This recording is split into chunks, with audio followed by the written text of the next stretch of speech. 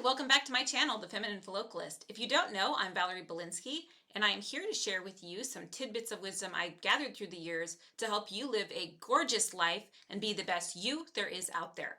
So that being said, let's get into it. So I wanted to talk today about playfulness. Do you all remember that old phrase of all work and no play makes Jack a dull boy? Well, we don't want to be dull anymore. We want to be playful. We want to be fun. We want to amp that up. I'm going to show you how I did that.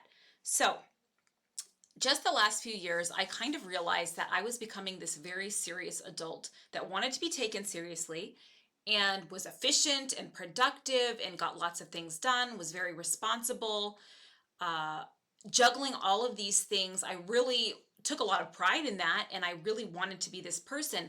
But in the meantime, when I was doing this, I lost that fun, playful side of myself. I really, really did. I struggled with it. And I always put that fun side on the back burner.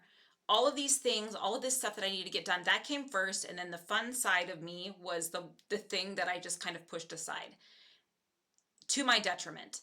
So I had to examine myself a few years ago of like, what happened to the old me that was super fun to be around, was excited about life. How did I become this person that takes everything so seriously? And I did a deep dive. You'll have to do the same thing too. And I thought, I have lost my spontaneity.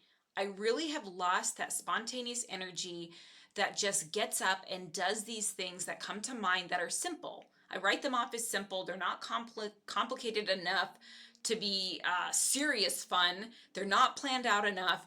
And I lost the spontaneity. So I had to keep focusing and I added it back little by little into my life, but I really had a breakthrough this summer. Let me share. At the beginning of summer, we realized that this summer we're not going to go on a big vacation like we normally do. We get an Airbnb, we go somewhere for a while. We're not going to do that this summer. Kids are working different jobs. We're going to stay put. I was off. I wasn't teaching for the summertime, so I thought, gosh, I have to be creative. I have to think of how to make this summer at home with my kids fun again. So I printed off Pinterest a big old list to fill out of a summer bucket list, in essence.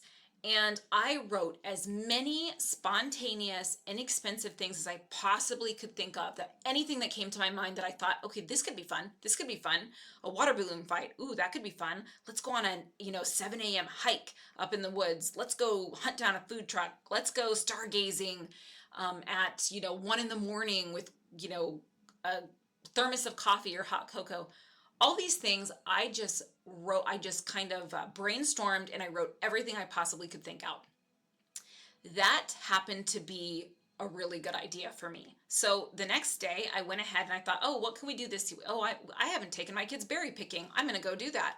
So I would find every day I would pick something off the list, or I'd have the kids help me pick something, and we would just go do it. We would do it. We'd be like, let's just go. Let's get up and go.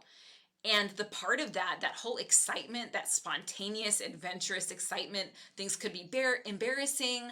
It was a little bit scary. All of these things, it worked so well. I cannot tell you. I would say that playful side of me, even that like flirty side of me kind of came back alive. And every day, my kids would be like, what are we going to do next? What are we doing this week? What are we going to knock off this week? And even my youngest daughter, she's like, this is one of the funnest summers we've ever had. And that was a win for me. Like we didn't even, I usually plan so much on these vacations. We spend all this money, and here this summer at home, this is the most fun. Like that's crazy. That's a win.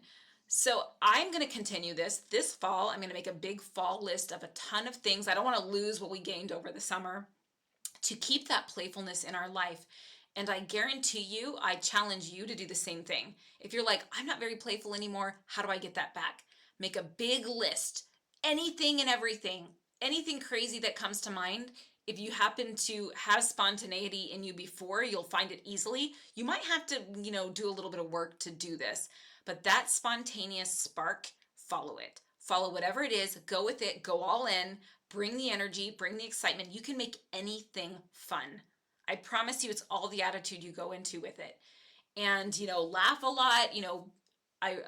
people are drawn to that energy. They really are, that playfulness, and it makes you a fun person to be around. So if you want to be a fun person again and you feel like you're not, you're just, your old mom and you've become boring, or your, relationship is lacking in the spicy department, it's going to start with this playful side of you.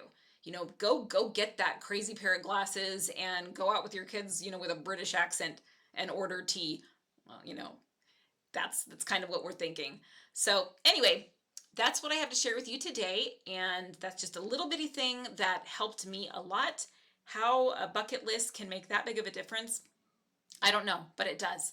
So that being said, cheers. I'll see you soon, and I would love it if you subscribed and hit the like button, the life bucket, if you so choose. Thanks. Bye.